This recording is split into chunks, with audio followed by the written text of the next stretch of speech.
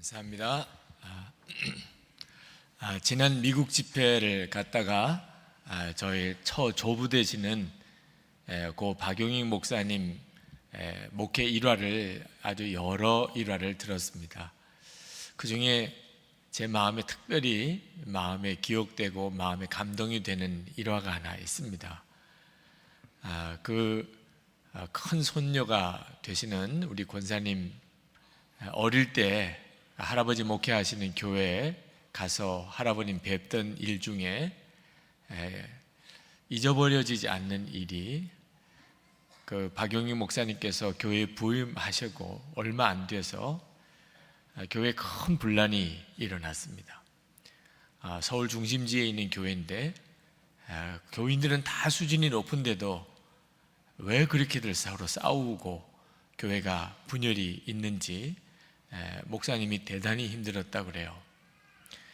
이 어린 손녀가 교회에서 할아버지를 만나려고 들어갔는데 할아버지가 어디도 안 계신 겁니다.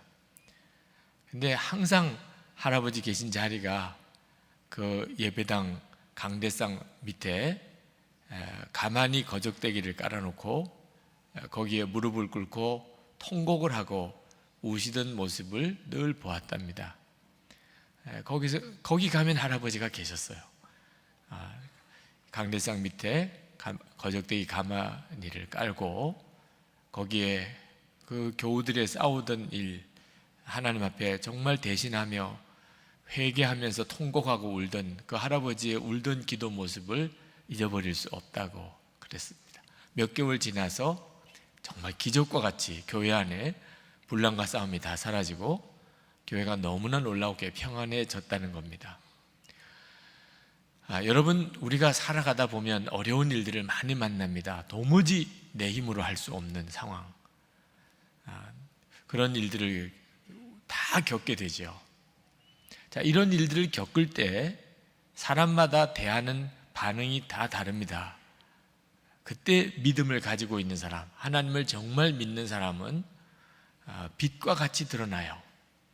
믿음이 뭔지, 하나님을 믿는다는 게 어떻게 사람을 행동하게 하는 것인지가 드러나요. 그건 정말 놀라운 일이죠. 오늘 여기 본문에도 보면 믿음의 사람이었던 다윗이 환난을 당했을 때 그가 어떻게 반응하는지에 대해서 우리에게 아주 놀라운 증언을 해주고 있습니다. 오늘 시편 20편의 시작은 환난 날에라고 하는 말로 시작합니다. 이 환난이라는 뜻은 단순히 어려운 정도를 넘어서 도무지 해결할 수 없는 깊은 공경에 빠진 일, 그런 경우를 환난이라고 말하죠. 다윗의 경우는 전쟁이 일어난 것 같습니다. 뜻하지 않았던, 준비되지 않은 상태에서 전쟁을 치러야 하는 일을 겪게 된 겁니다. 그런 어려움을 만났을 때 그때 왕이었던 다윗이 희한한 일을 합니다.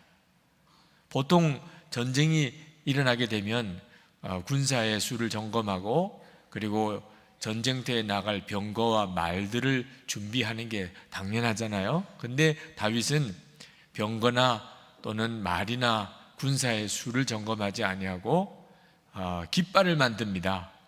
여호와의 이름을 쓴 그런 깃발을 만들고 그리고 그 깃발을 들고 전쟁터로 나갔다는 거죠. 오늘 말씀의 5절 말씀을 한번 보실까요? 우리 하나님의 이름으로 우리의 깃발을 세우리니 여호와께서 내 모든 기도를 이루어 주시기를 원하노라. 한번 상상해 보십시오. 전쟁터에 나가는데 여호와의 이름이 쓰여진 깃발을 들고 전쟁터로 나가는 다윗과 그 군사들을 한번 생각해 보세요. 정말 기도는 간절히 나오겠죠? 정말 간절히 기도를 했을 겁니다. 하나님을 바라보며 하나님께 기도하며 전쟁했었다, 그 말이죠. 다윗은 그걸 이렇게 고백합니다. 유명한 요절과 같은 구절입니다. 시편 20편 7절 말씀에 어떤 사람은 병거를 의지하고 어떤 사람은 말을 의지하나 나는 여호와 나의 하나님 그 이름을 자랑하리로다. 이것이 전쟁을 맞이하는 다윗의 행동이었어요. 정말 대단한 믿음이죠. 어떻게 이렇게 할 수 있을까? 근데 다윗은 여기서만 그랬던 게 아니고 그가 소년 목동이었을 때 골리앗과 싸울 때도 똑같은 표현을 썼습니다. 사무엘상 17장 45절 말씀에 보면 너는 칼과 창과 단창으로 내게 나아오거니와 나는 만군의 여호와의 이름 곧 내가 모욕하는 이스라엘 군대의 하나님의 이름으로 내게 나아가노라. 다윗은 전쟁을 치를 때 그는 분명히 하나님을 믿는 믿음으로 싸웠다 그 말입니다. 하나님을 믿으려면 이렇게 믿어야죠.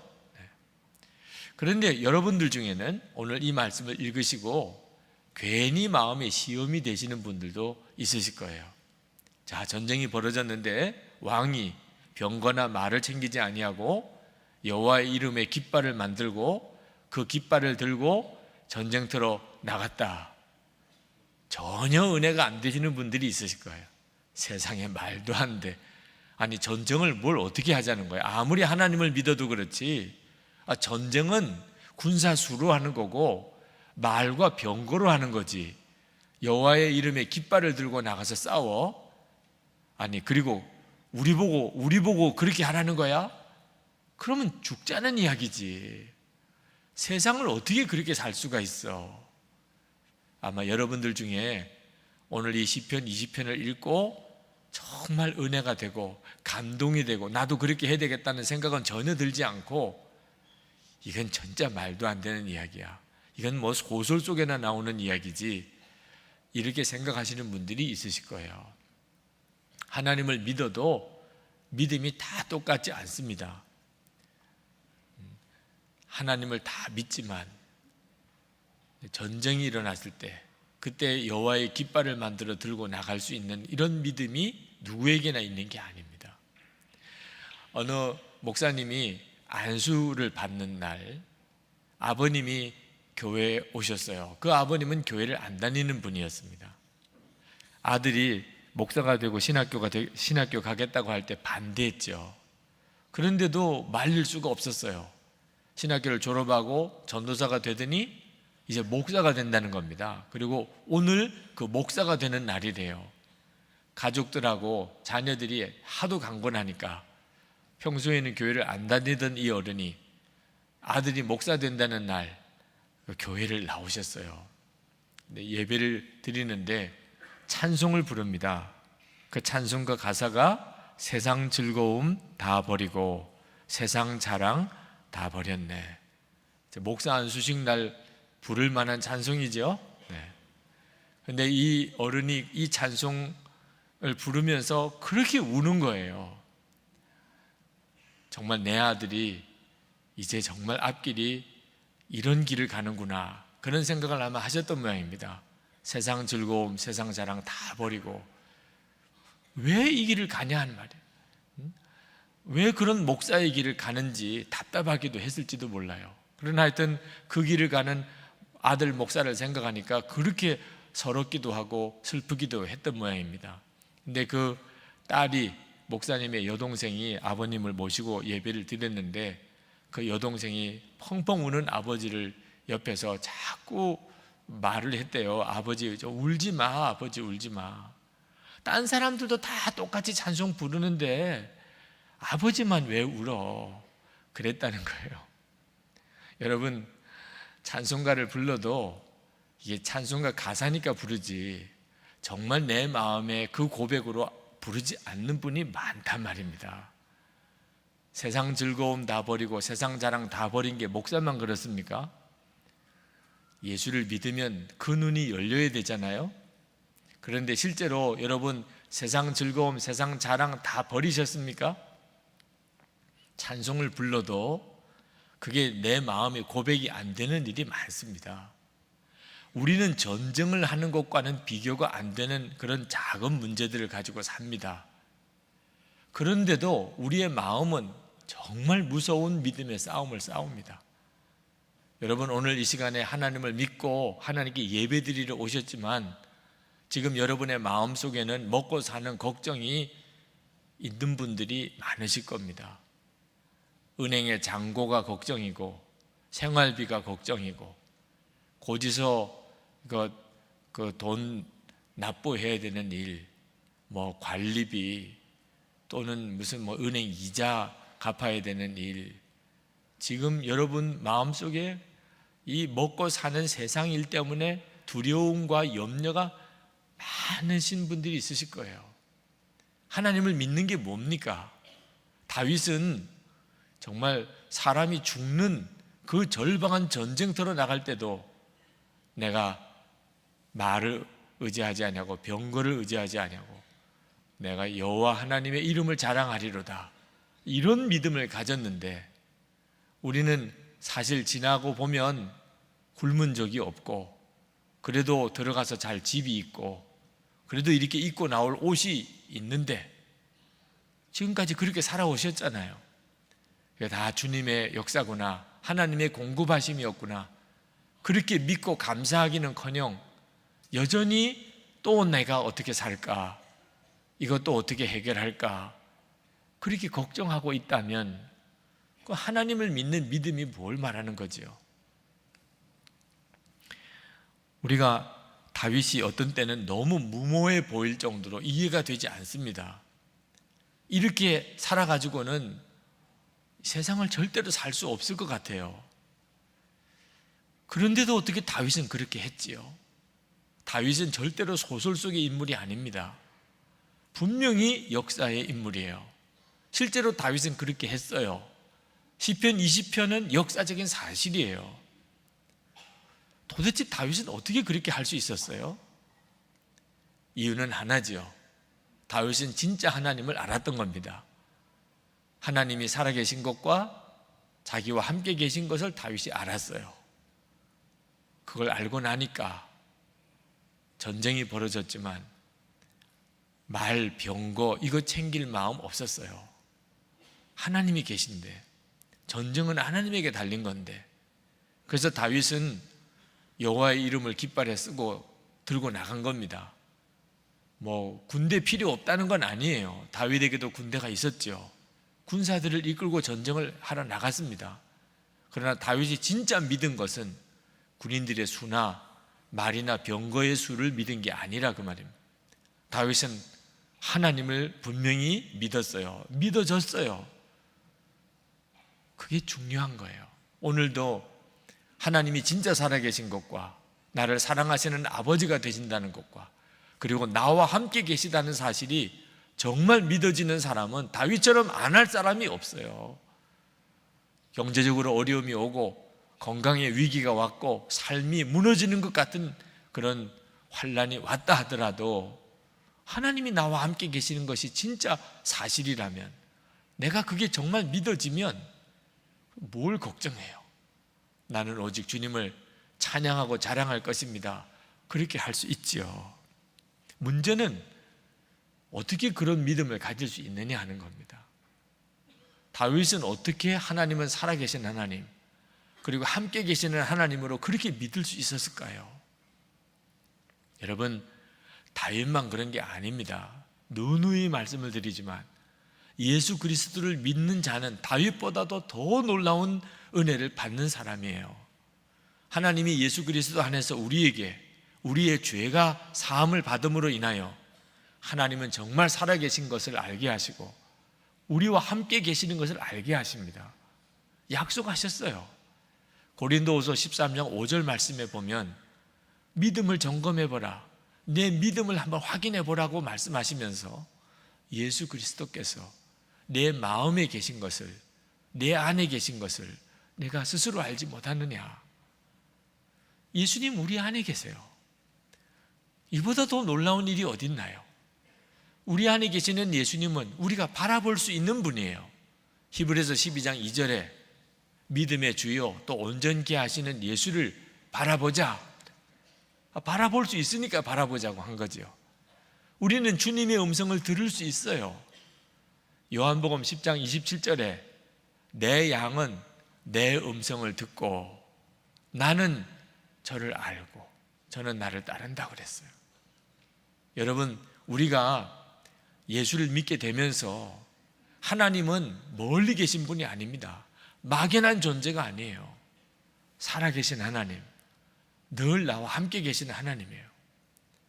어떻게 그렇게 하나님이 믿어질 수 있을까요? 여러분이 정말 예수 그리스도 안에서 여러분에게 주어진 이 약속의 말씀을 믿고, 그리고 정말 그 주님을 갈망하시면 여러분 모두가 다 하나님이 여러분과 함께 하시고, 그리고 여러분을 인도하시는 것을 알게 됩니다. 오늘 말씀에 보면 4절에 내 마음의 소원대로 허락하시고 내 모든 계획을 이루어 주기를 원하노라 말씀하셨는데, 하나님은 우리의 마음의 소원을 이루어 주기를 원하세요. 우리의 아버지시기 때문입니다. 그런데 우리가 하나님을 알고 싶어 하면 이루어 주지 않으실 이유가 어디 있겠어요? 자녀가 아버지를 알고 싶어 하는데 거기에 응답 안 해주실 이유가 어디 있겠어요? 문제는 우리가 하나님을 그렇게 갈망하는 것에 문제가 있는 것입니다. 김우현 감독님이 몇 년 전에 저희 교회 믿음으로 사는 남자들 그 총동원 예배에 메시지를 전해주러 오신 적이 있습니다. 그때 그분이 인상 깊은 간증을 하셨어요. 김우현 감독님이 늘 아침에 일어나면 제일 먼저 하는 일이 그 자리에서 무릎을 꿇고 성령님 오늘도 저를 인도해 주세요. 그 기도를 매일 드린다는 거예요. 정말 그것을 갈망하니까, 정말 성령님이 인도해 주시는 삶을 살기를 원하니까 눈만 뜨면 성령님 오늘도 저를 인도해 주옵소서. 그런데 그 한 해 동안에 정말 하나님이 역사하시는 놀라운 삶을 살았던 그 간증들을 그날 오셔서 하셨습니다. 하나님은 김우영 감독에게 어떻게 그렇게 함께 하시고 구체적으로 역사하시고 인도하셨을까요? 갈망하니까, 하나님을 정말 갈망하니까. 여러분은 아침에 일어나셔서 그 자리에서 무릎을 꿇고 하나님 오늘 나를 인도해 주세요. 저는 솔직히 하나님에 대해서 잘 모릅니다. 그러나 하나님은 저를 잘 아시잖아요. 하나님은 저에게 말씀하실 수 있잖아요. 하나님은 저를 인도하실 수 있잖아요. 주님, 제가 주님께 순종하겠습니다. 저를 인도해 주세요. 그렇게 기도하시나요? 매일 그렇게 하시나요? 하나님이 여러분이 진짜 주님을 갈망한다고 인정하실 수 있도록 그렇게 주님을 찾으셨나요? 주님을 그렇게 찾으면 하나님은 절대 외면하지 않으십니다. 우리가 하나님을 갈망할 때가 옵니다. 사람마다 다 주님을 갈망할 때가 와요.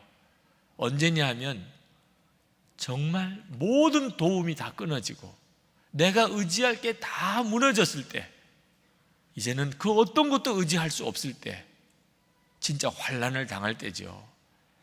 그때가 되면 우리도 모르게 하나님에 대한 갈망이 일어납니다. 하나님 정말 살아계시면 저 좀 도와주세요. 저 좀 구원해 주세요. 그런 기도가 나옵니다. 근데 많은 분들이 이런 환난을 만나서 하나님을 찾을 때 부끄러워하세요. 기도를 받으러 나오실 때도 쭈뼛쭈뼛 하세요. 좋을 때 편안할 때는 마음대로 살다가 힘들고 어려운 일을 겪어서야 하나님께 나오는 것이 창피하게 느껴지고 또 하나님께 너무 죄송하고, 그래서 또 하나님이 진짜 나를 받아주실까 염려도 되고 그러신 것 같아요. 여러분 절대 부끄러워하실 일이 아닙니다. 하나님은 우리가 편안할 때는 하나님이 잊어버리고 힘들고 어려울 때 와서야 하나님을 찾게 된다는 사실을 잘 아세요. 하나님이 걱정하시는 것은 환난을 당하고도 하나님께로 나오지 못하는 게 하나님의 걱정이에요. 하나님은 환난을 당하면 내게 오라고 초청하셨어요. 시편 50편 15절에 환난 날에 나를 부르라. 내가 너를 건지리니 내가 나를 영화롭게 하리라. 하나님은 우리에게 환난을 당했다면, 의지할 때가 다 사라졌다면 내게 오라고 말씀하셨어요. 환난을 당하여 하나님께 나가는 것에 대해서 부끄럽게 생각하지 마세요. 그건 하나님의 계획일 수도 있어요. 환난은 변장된 축복이기도 합니다. 육신적으로 세상적으로는 어려움을 겪었지만 영적으로는 비로소 하나님을 만날 때가 된 거예요. 하나님이 주신 은혜의 때입니다. 이걸 알고 나면 환난을 만날 때 오히려 즐거워하게 됩니다.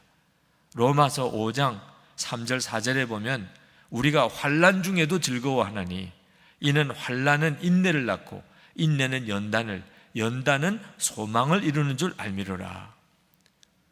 환난을 당해서 하나님을 찾게 되는 것이 부끄러운 거 아닙니다. 진짜 부끄러운 것은 환난을 당했는데도 하나님께 나와서조차 여전히 그 돈 구하고 건강 구하고 문제 해결되기만 구하는 게 부끄러운 거예요. 평생 사는 동안 돈 믿고 살았고 사람 믿고 살았고 건강 믿고 살았는데 그게 아무것도 아니라는 걸 환난을 당하고 깨달았다면 이제는 하나님 그분을 찾아야죠. 하나님 그분을 찾아야 될 때가 된 겁니다. 그런데도 환난을 당하고도 여전히 하나님 앞에 나온 것 같지만 실제로 마음에 원하는 것은 문제가 해결되는 것, 어려움이 해결되는 것만 원하는 것, 그게 부끄러운 거죠. 그러나 여러분, 꼭 환난을 당하고서야 하나님을 갈망하게 되는 것만은 아닙니다. 환난을 당하기 전에 하나님을 갈망할 수 있어요. 그게 진짜 지혜로운 사람이죠.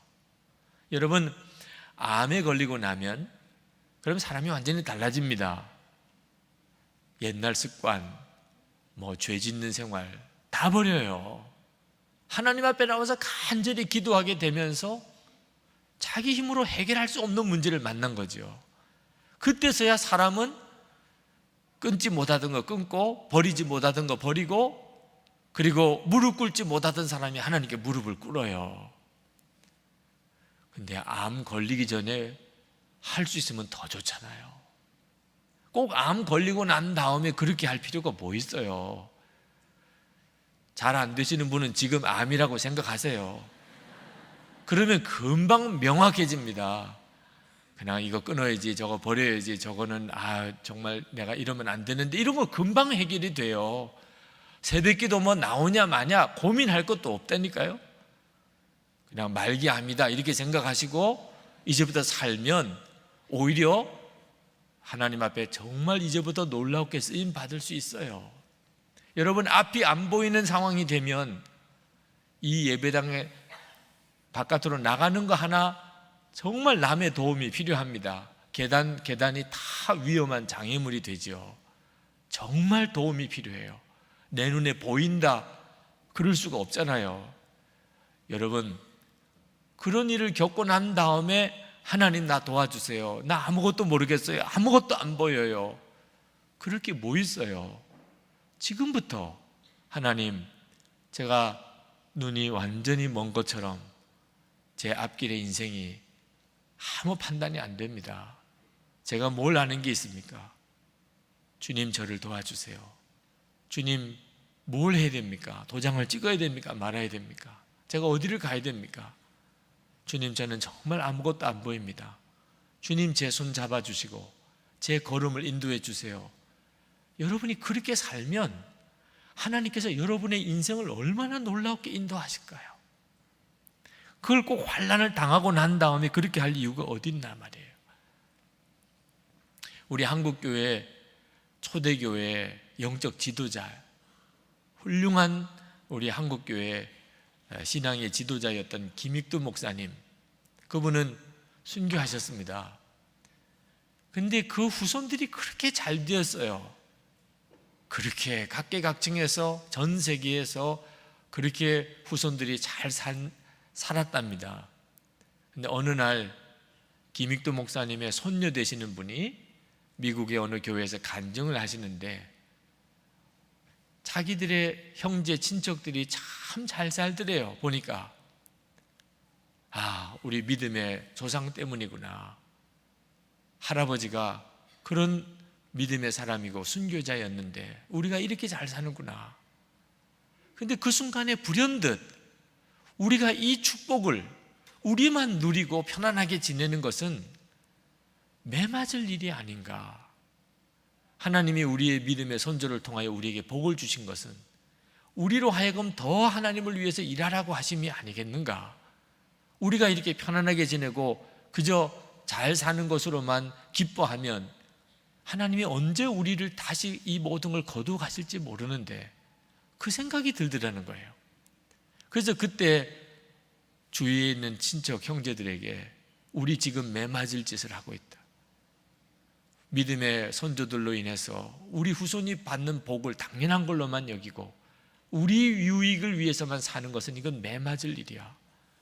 우리 매맞기 전에 우리 마음을 바꿔서 우리가 정말 하나님을 위해서, 주를 위해서 열심히 좀 삽시다. 그렇게 해서 마음들을 바꾸는 계기가 있었다는 거죠. 그러면서 간증하기를 이런 생각이 드는 것조차 우리의 믿음의 선조들, 할아버지 때문이 아닌가, 그런 간증을 했다는 거예요. 여러분, 이게 정말 지혜로운 일이죠. 꼭 매를 맞아야 하나님에 대해서 갈망하고 하나님을 찾을 이유는 없는 겁니다. 오늘 주의 성령께서 여러분들의 마음과 생각을 그렇게 인도하시기를 축복합니다. 하나님을 여러분이 정말 갈망하고 주님을 찾고 하면 다 하나님께서 여러분들을 만나주세요. 하나님은 살아계신 하나님으로 믿어지게, 그리고 그 믿음으로 세상을 이기게 해주세요. 그러나 하나님을 갈망하고 주님을 찾는 중에도 낙심의 고비들이 있습니다. 아, 하나님은 진짜 계신가? 정말 하나님의 약속의 말씀은 이루어지는가? 믿어지지 않는 깊은 낙심에 빠질 때가 있습니다. 지난 주간에 참 신실한 남자 교우 한 분이 저를 찾아오셨어요. 그분은 많은 사람들에게 믿음 좋은 분으로 잘 알려진 분입니다. 근데 그분이 울면서 저에게 고백을 하세요. 자기 안에 내면에 깊은 은밀한 죄가 있었다는 것, 사람들이 알지 못하는, 그것은 음란한 것이었어요. 음란 동영상에 거의 탐닉하다시피 빠져 살았대요. 겉으로는 그렇게 믿음 좋은 사람으로 행세하면서도. 그런데 선한 목자교회에 오면서 그 문제를 해결받았다는 거예요. 24시간 예수님을 바라보라고 하시고, 그리고 영성일기를 쓰라고 하셔서 자기가 정말 그렇게 하면서 그렇게 끊으려고 해도 해결 안 되던 이 은밀한 죄를 해결받았다는 거예요. 음란 동영상, 자기는 끊을 수 없는 줄 알았대요. 그거 끊고 내면의 삶이 완전히 새로워지고, 그래서 자기가 어디든지 가면 영성일기 쓰라고 권하고 간증을 했었다는 거죠. 그런데 최근에 자기가 다 끊어버렸던 그 음란 동영상을 다시 보게 되는 이런 비참한 일을 만났다는 거예요. 자기로서는 상상도 할 수 없는 일을 또 저질렀다는 거죠. 그러면서 울어요. 목사님, 저는 진짜 영성일기를 쓰면서 자기의 은밀한 죄를 다 해결받은 줄 알았대요. 그런데 영성일기를 쓰면서도 이렇게 해결이 안 되니, 목사님, 나는 이제 끝난 건가요? 이제는 방법이 없는 건가요? 제가 그 성도님의 상담을 받으면서 너무너무 마음이 아팠어요. 제가 꼭 희대의 사기꾼이 된 것 같았어요. 저는 그동안에 성도들에게 그렇게 설교했어요. 여러분도 다 들으셨죠? 은밀한 죄에 사로잡혀 있습니까? 그렇다면 24시간 주님을 바라보세요.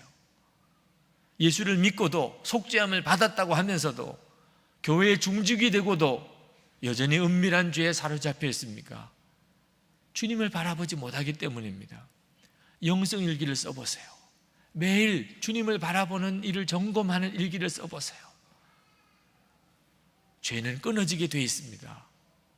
그렇게 설교를 했어요.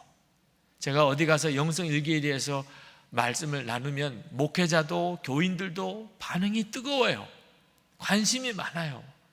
그것은 많은 이 땅의 그리스도인들이 이 해결되지 않는 내면의 죄, 은밀한 죄로 인해서 그만큼 괴로워하고 있다는 뜻입니다.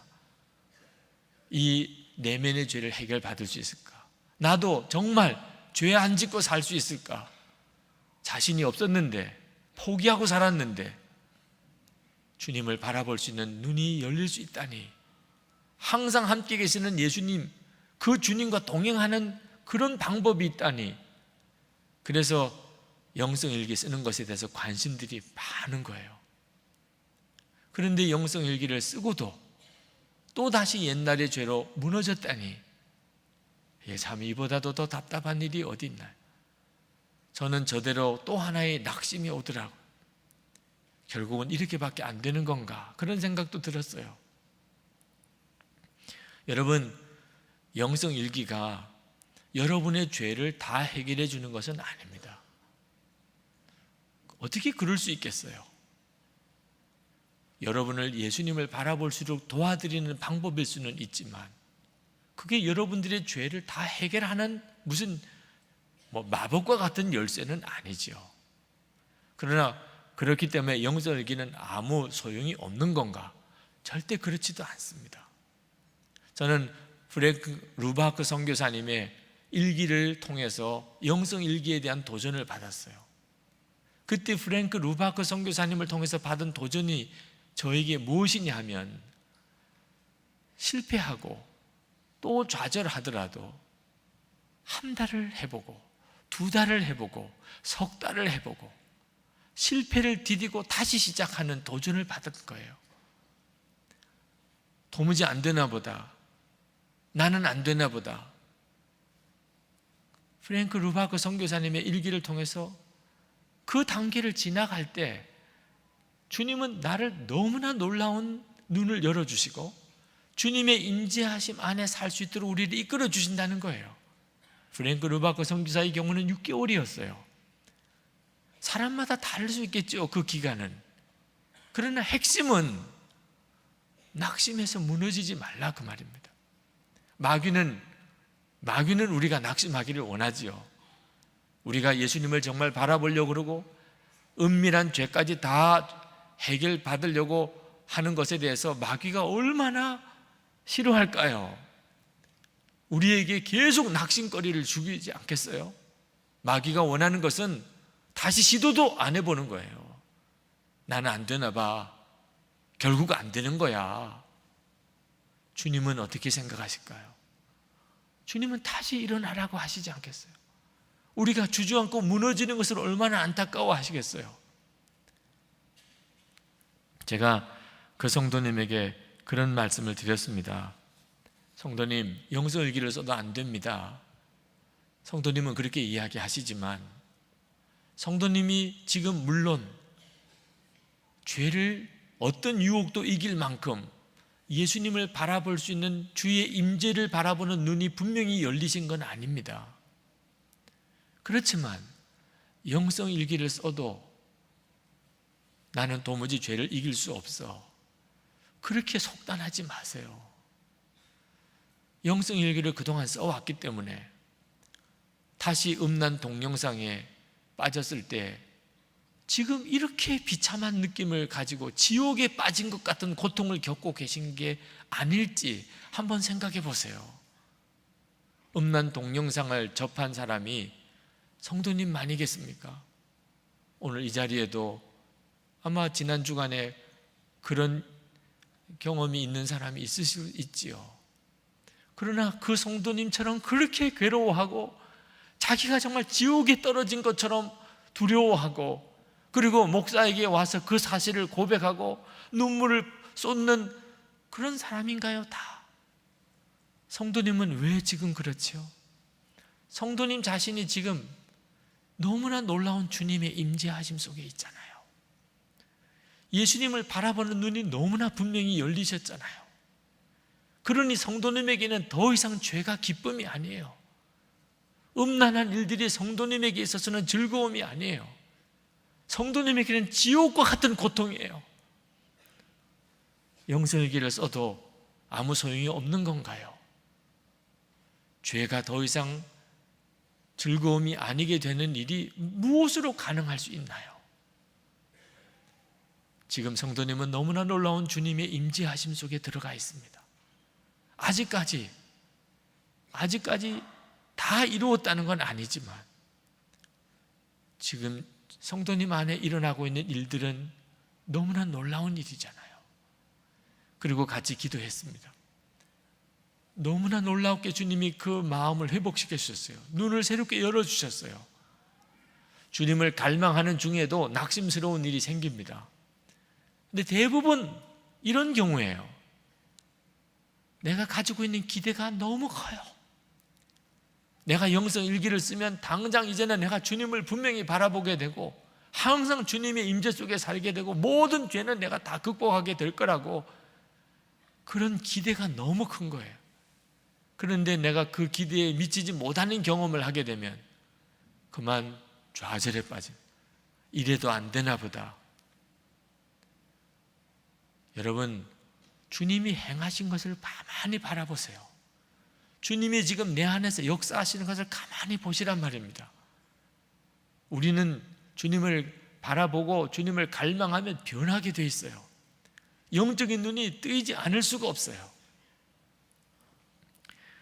제가 1984년도에 군목 훈련을 받다가 다리가 중상을 입고 장애인이 될 위기에 처해졌을 때, 저는 그때에 저와 함께 계시는 주님을 바라보지 못했어요. 저는 제 육신의 아버님을 바라보았어요. 아버님이 저에게 실제적인 도움이었어요. 주님은 너무 막연한 분이었어요. 나중에 가서야 제가 하나님을 생각하고 하나님을 불렀지만 저는 어디서도 하나님의 응답을 얻지 못했습니다. 그런데 2000년 16년이 지난 다음에 제 아내가 암이라는 진단을 받았습니다. 제가 그 소식을 전화로 받고 가슴이 무너지는 것 같았어요. 내 인생에 또 이런 큰 어려움이 오나, 그런 생각이 들었고 아내를 어떻게 위로해 줘야 될지 막막했어요. 그런데 저는 그 순간에 즉시 기도하고 주님을 찾았어요. 저는 주님께로 바로 달려갔어요. 그리고 그때 기도하던 그 자리에서 주님은 저에게 분명한 답을 주시고 위로를 주시고 마음에 확신을 주셨어요. 저는 그 사실은 너무 놀라워요. 생각해 보면 너무 놀라워요. 16년 동안 하나님은 저를 너무나 놀랍게 바꾸셨고, 또 그 이후 11년 지난 지금 저에게 계속해서 주님을 바라보게 만들어주고 계세요. 저는 아직도 항상 하나님을 대면해 보는 것과 같은 그런 믿음으로 산다고 절대 말할 수가 없어요. 여전히 문제 속에서 두려움도 염려도 수시로 다가오고 유혹도 다가오고, 아직까지 항상 주님과 완전히 동행하는 사람이라고 말할 수가 없어요. 그렇지만 너무나 놀랍게 달라져 있어요. 하나님은 너무나 놀라운 변화를 주고 계세요. 하나님을 갈망하는 자를 하나님은 절대로 외면하지 않습니다. 잠언 8장 17절에 나를 사랑하는 자들이 나의 사랑을 입으며 나를 간절히 찾는 자가 나를 만날 것이니라. 여러분 안에 하나님을 향한 갈망, 나와 함께 계시는 주님을 향한 마음의 간절한 소원이 얼마나 놀라운 축복인지 모릅니다. 그것이 벌써 주님의 역사예요. 그 갈망 자체가. 오늘 이 시간에 힘들고 어려운 문제 속에 빠져 있는 분들이 계십니까? 다윗의 이야기를 읽으면 감동보다는 의심부터 들고 또 두려움이 앞서는 분이 혹시 계십니까? 여러분, 믿음은 믿어져야 되는 거예요. 그건 주님이 주시는 겁니다. 그러나 반드시 여러분이 마음에 소원을 가져야 돼요. 여러분에게 필요한 것은 돈, 사람 또는 문제가 해결되는 것이 아니고 정말 살아계신 하나님, 여러분과 함께 계시는 그 하나님을 여러분이 체험하는 겁니다. 빌립보서 4장 6절 7절에 말씀했습니다. 아무것도 염려하지 말고 다만 모든 일에 기도와 간구로 너희 구할 것을 감사함으로 하나님께 아뢰라. 그리하면 모든 지각에 뛰어난 하나님의 평강이 그리스도 예수 안에서 너희 마음과 생각을 지키시리라. 아멘입니다. 아멘. 하나님은 지금도 살아계세요. 지금도 역사하고 계세요. 여기까지 여러분을 인도하셨어요. 이제 우리 같이 기도하시겠습니다. 여러분 기도하실 때 주님을 구하세요. 여러분 안에 정말 주님을 향한 갈망을 주님께 올려드리세요. 그것으로 우리가 할 수 있는 전부입니다. 그럼 주님이 역사하십니다. 지금까지 하나님이 여러분을 인도하신 것을 잘 생각하세요. 그리고 앞으로 주님이 하실 일을 기대하세요. 세상을 두려워하지 아니하고 먹고 사는 염려하지 아니하고 하나님의 영광 위에 살 수 있도록 역사해 주실 것입니다. 통성으로 기도하겠습니다. 은혜와 사랑이 충만하신 하나님, 놀라우신 하나님의 은혜를 감사합니다. 오늘도 주여 역사하소서. 사모하고 갈급한 모든 성도들 위해 주님 함께해 주옵소서. 주 예수님, 이 시간에 사랑하는 성도들의 마음 심령에 주님의 역사를 더하여 주시옵소서. 말씀으로 주셨으니 성령의 역사를 통하여 더욱 깨닫게 하시고 그리고 붙들게 하시고 하나님 일어서게 하소서. 나의 아버지 하나님, 우리는 더 이상 사람을, 돈을 의지하지 않겠습니다.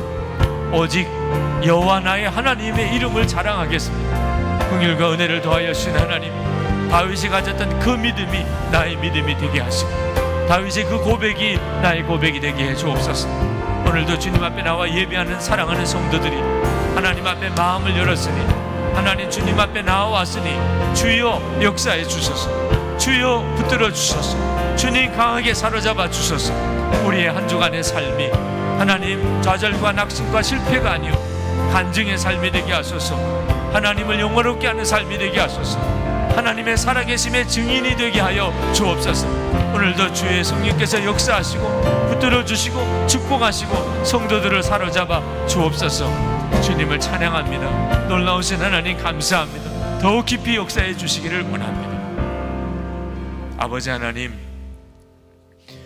이 시간에 말씀을 주셨으니 성령의 역사하심으로 주의 사랑하는 모든 성도들 한 사람 한 사람의 마음의 깊은 곳까지 임하여 주옵소서. 깨닫게 하시고 더 주님을 바라보게 하시고 하나님 그 심령에 불이 임하게 하여 주옵시고 하나님을 향한 거룩한 열망이 일어나게 하여 주옵소서. 우리가 다윗의 고백처럼 더 이상 돈을 의지하지 아니하고 사람을 바라보지 아니하고 여호와 나의 하나님의 이름을 자랑하겠습니다.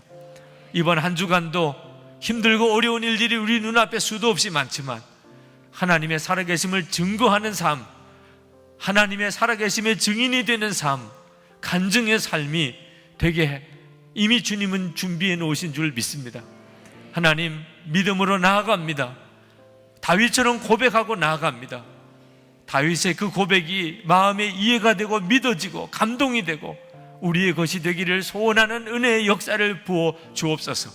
오늘도 주님 앞에 나와 찬양과 감사를 드리고 또 준비한 예물을 주님께 봉헌해 드리는 모든 성도들을 주님이 축복해 주셔서 사로잡아 주셔서 하나님의 살아계심의 증인으로 사용하여 주옵소서. 하나님, 가정생활 안에 하나님이 축복해 주셔서 부부 사이에, 부모와 자녀 사이에 축복해 주셔서 우리의 자녀들을 하나님 손에 붙들어 일으켜 주셔서 육신의 병든 자를 고쳐주셔서 마음이 병든 자를 고쳐주셔서 심령이 시험에 든 자들을 주님이 깨끗하게 하소서. 주님, 성도들의 기업을 축복해 주셔서 성도들이 마음껏 주의 일할 힘이 있게 하소서. 하나님, 거룩한 무리로 일어나게 하소서. 거룩한 교회들을 세워주셔서 이 한국 땅에 새 부흥을 주셔서 하나님, 성도들과 교회를 중심으로 하나님 북한을 통일시키게 하소서. 북한에 있는 동포를 구원해내게 하소서. 세계 열방의 선교사님들을 보내게 하시고 선교사님들을 축복해 주소서.